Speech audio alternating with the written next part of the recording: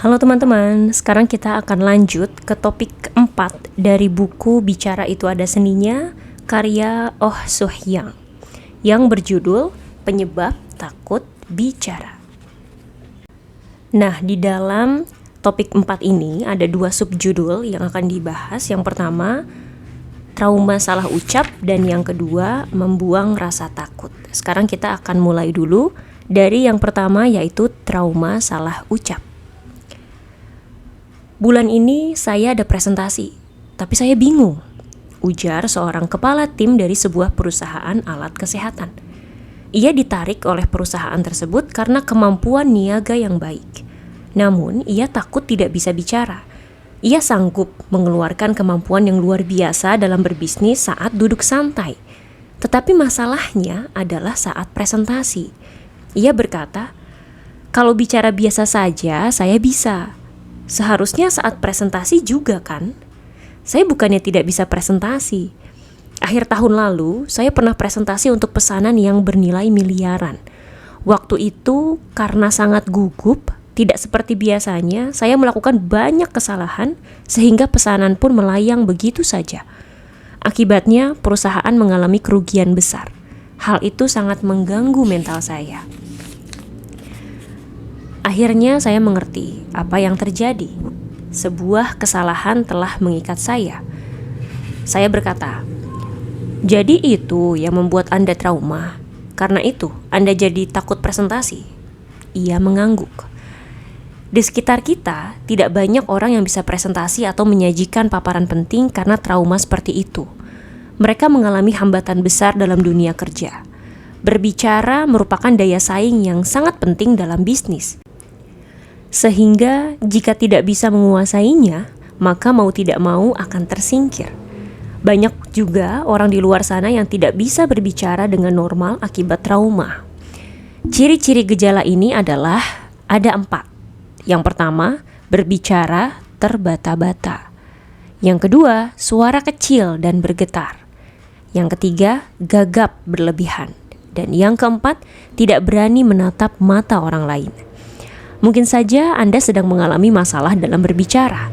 Sebagian besar orang yang menampakkan gejala seperti itu karena merasa tidak percaya diri yang disebabkan oleh luka psikologis saat tumbuh dewasa, trauma, atau merasa rendah diri.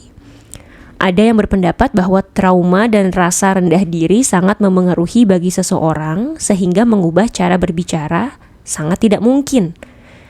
Namun, menurut psikolog sekaligus psikiater Alfred Adler, itu sama sekali tidak benar. Dalam The Courage to be Hated, seorang filsuf membantah teori Freud yang mengatakan bahwa luka hati, yakni trauma, adalah penyebab mutlak ketidakbahagiaan. Ia bahkan berkata, Adler tidak setuju dengan teori trauma dan berkata, pengalaman bukanlah penyebab kegagalan atau kesuksesan. Kita tidak menderita karena kejutan, yakni trauma, yang kita dapatkan dari pengalaman. Tetapi kita sedang mencari cara yang sesuai melalui pengalaman. Bukan pengalaman yang menentukan diri kita, tapi makna yang diberikan pengalaman yang menentukan. Jadi, cara mengatasi trauma dengan cara memulihkan rasa percaya diri dan berubah menjadi orang yang mampu berbicara dengan cerdas. Masuk ke subtopik kedua, membuang rasa takut. Sebagai contoh, kita bisa melihat Barack Obama. Saat berusia 2 tahun, ayahnya yang berasal dari Kenya dan berkulit hitam bercerai dengan ibunya yang berkulit putih. Lalu ibunya menikah untuk yang kedua kalinya dengan orang Indonesia. Sedangkan ia tumbuh dalam asuhan kakek neneknya di Hawaii.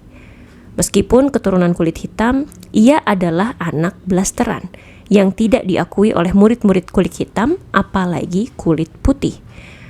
Trauma dan rasa rendah diri yang muncul dalam dirinya membuatnya tersesat hingga menyentuh obat-obatan terlarang.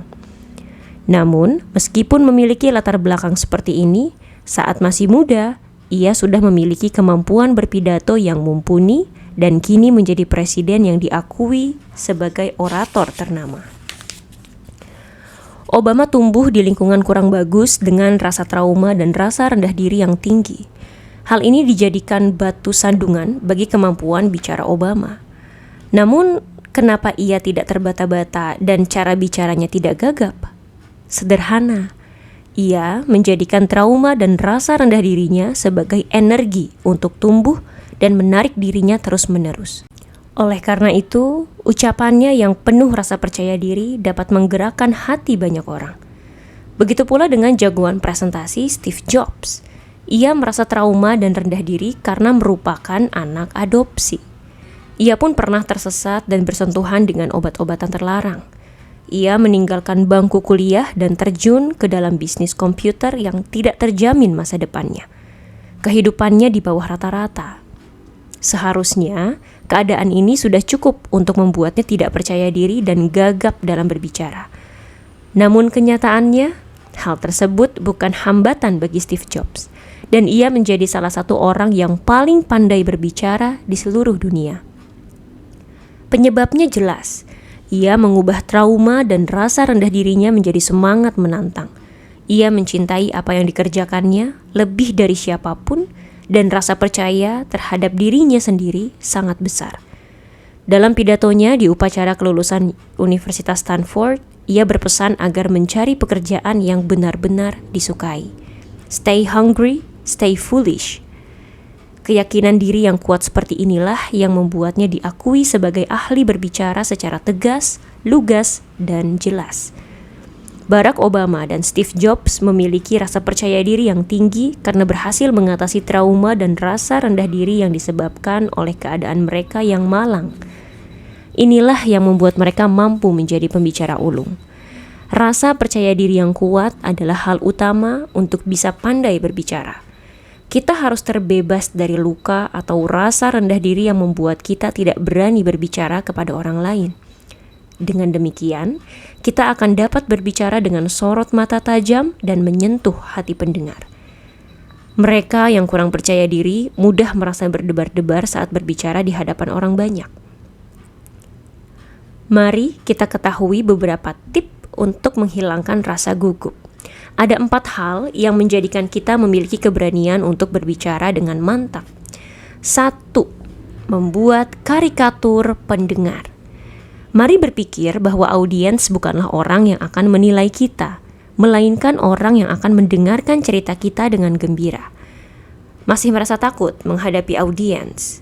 Kalau begitu, bayangkan bahwa audiens yang sedang mendengarkan cerita kita sedang menyembunyikan kaus kakinya yang berlubang di dalam sepatunya. Anda akan merasa lebih nyaman dan menunjukkan kemampuan Anda dengan baik. 2. Menghindari merendahkan kapasitas diri saat memperkenalkan diri. Saya tidak sempat mempersiapkannya dengan baik.